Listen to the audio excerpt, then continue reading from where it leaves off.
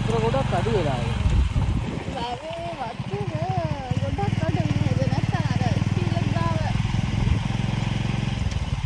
Steel එක ගාව අර තියෙන පාර වතු වෙලා තියෙන්නේ.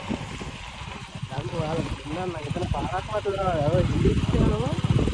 එතකොට අපිට පුළුවන් අර වාණින් හා පැත්තට යන්න මේ අර තියෙන පාරක් තියෙනවා ඉතින් හොඳට හදපු පාරක් තියෙනවා. එතන ඇතුළට ලස්සන පාරක් තියෙනවා. ලස්සන view එකක් එක්ක.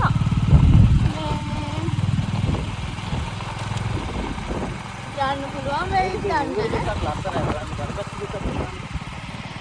යන්න පුළුවන් වෙයිද දන්නේ නැහැ.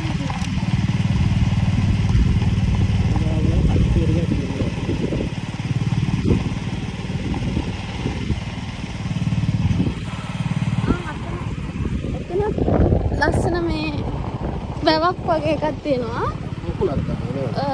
ඕකට මොකද්ද කියන්නේ? නමක් කියනවා. ඕක වැවක්. නැහැ. ඒක වැවක්.